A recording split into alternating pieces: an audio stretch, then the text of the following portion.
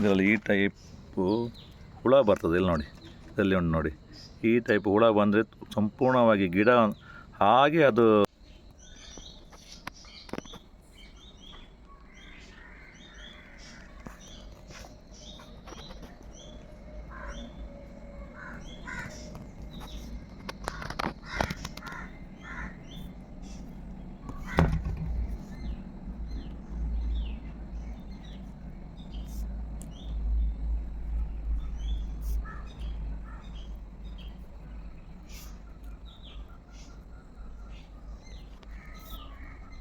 ಕುಂದಾಪುರ ಮಲ್ಲಿಗೆ YouTube channel ನೋಡ್ತಿರೋ ಎಲ್ಲರಿಗೂ ನಮಸ್ಕಾರಗಳು. ಇಂದು ನಾನು ಬೆಳಿಗ್ಗೆ ಮಲ್ಲಿಗೆ ಮೊಗ್ಗನ್ನು ಕೊಯ್ಲಿಕ್ಕೆ ಬಂದಿದ್ದೇನೆ. ಈಗ ಚಳಿಗಾಲ ಆದ ಕಾರಣ ಸ್ವಲ್ಪ ಮಲ್ಲಿಗೆ ಮೊಗ್ಗು ಕಮ್ಮಿ ಉಂಟು. ಈಗ ಮತ್ತು ಜಾಸ್ತಿ ಮೊಗ್ಗುಗಳಿಲ್ಲ, ತುಂಬ ಕಮ್ಮಿ ಉಂಟು. ಮಲ್ಲಿಗೆ ಮೊಗ್ಗು ಕಮ್ಮಿ ಇರುವ ಕಾರಣ ಸ್ವಲ್ಪ ಮಾರ್ಕೆಟಲ್ಲಿ ರೇಟ್ ಸ್ವಲ್ಪ ಜಾಸ್ತಿ ಉಂಟು ಮಲ್ಲಿಗೆಗೆ. ವಾತಾವರಣ ಸ್ವಲ್ಪ ಹೆಚ್ಚು ಕಡಿಮೆ ಆದ ಕಾರಣ ತುಂಬ ಮಲ್ಲಿಗೆ ಕಮ್ಮಿ ಉಂಟು. ಮತ್ತು ಈ ಸಮಯದಲ್ಲಿ ಸ್ವಲ್ಪ ಹುಳುಗಳು ಜಾಸ್ತಿ ಬರ್ತದೆ. ಮತ್ತು ಹೂ ತುಂಬ ಕಮ್ಮಿ, ಅದು ಹೂ ಮೊಗ್ಗು ಆಗಲಿಕ್ಕೆ ಬಿಡೋದಿಲ್ಲ.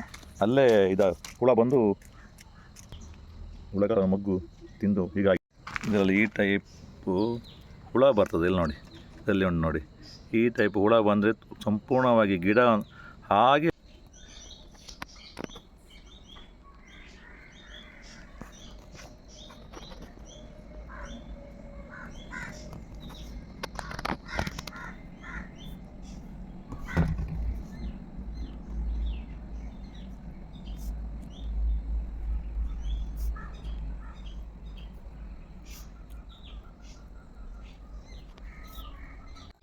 ಮಲ್ಲಿಗೆಯ ಮೊಗ್ಗನ್ನು ಕಟ್ಟುತ್ತಿರೋದು.